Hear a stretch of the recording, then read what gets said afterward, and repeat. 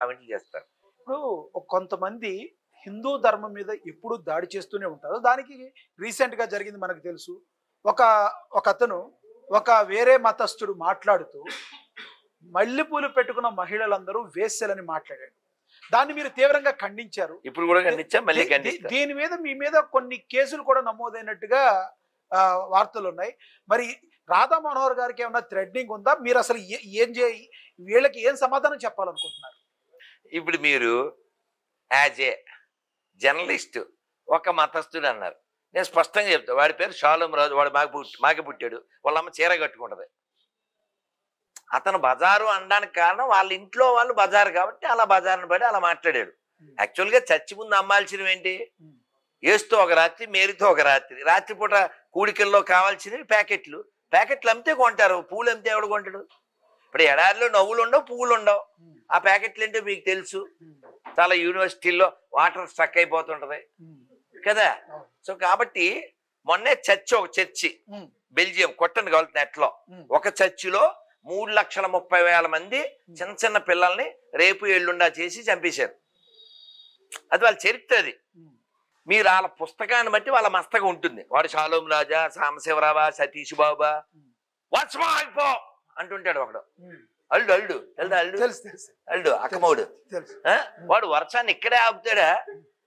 అక్కడ వరదలు అవి ఆపడాడు. ఆగస్టులో ఏం చేస్తుంటాడు? సో వీళ్ళందరికీ ప్రాబ్లం ఏంటంటే వాళ్ళ పుస్తకం ముష్టి గట్టిగా 1000 పేజీలు ఉండదు. అంటే ఇది ఎందుకు మాట్లాడుతున్నానంటే ఒకటి చిన్నది, మీరు అడిగింది పూర్తి చేయనివ్వండి. ఇప్పుడు వాడు పువ్వుల గురించి మాట్లాడాల్సిన టాపిక్కే లేదు అందులో. లేదు. చర్చి అనేది అదొక ఎవడ పడితే వాడు రావచ్చు. ఆడ నియమాలు ఏం లేవు. చెప్పులతో బూట్లతోనే కదా వీడు చేసేదంతా. నియమాలు ఏం లేవు వాళ్ళకి. ఇప్పుడు మీరు గమనించండి, పూజారి ఎలా ఉంటాడు? సింపుల్ గా ఉంటాడు. దేవుడు రిచ్గా ఉంటాడు. అది గుడి, దేవుడికి ఆభరణాలు ఉంటాయి. అదే చర్చ్ అంటే అలా శవం అలా ఎండిపోయి ఒక గొడ్డ వేసుకుని ఉంటది. ఈడు మాత్రం సూటు, బూటు, కోటు, హ్యాటు, చేసే చీటు, అక్కడ ఫీటు, అట్లా పూటు. A god pastor, is god bastard. Bastard means he have many fathers. ఆడు. ఇది పుస్తకం. ఇందులో ఏముంది అదన్నమాట. మీరు శాంపిల్ ఒకటి చెప్తాను. ఇదిగో, డేవిడ్ ఫిలిస్తీయుల మీదకు పోయి దండెత్తి 200 మందిని చంపి, ఇంకా నేను చదవలేను. అది నువ్వు చదివే దమ్ముంటే చదువు, ఆ మిగిలింది నేను పైకి చదవలేను. డేవిడు ఫిలిస్తీయుల మీదకు దండెత్తిపోయి 200 మందిని చంపి వారి పురుషాంగముల ముందు చర్మములను తెచ్చి సౌలుకి ఇచ్చాను. ఇది బైబిల్లో ఉందండి? లేదు, నాదా అని నాకు తెలవదు. తెలదు కాబట్టి చేర్చాం. ఇప్పుడు నీ పెళ్ళి అయిందా బాబు? నీకు అయిందా? ఫర్ ఎగ్జాంపుల్ వాడికి పెళ్ళి అవ్వాలి. ఒక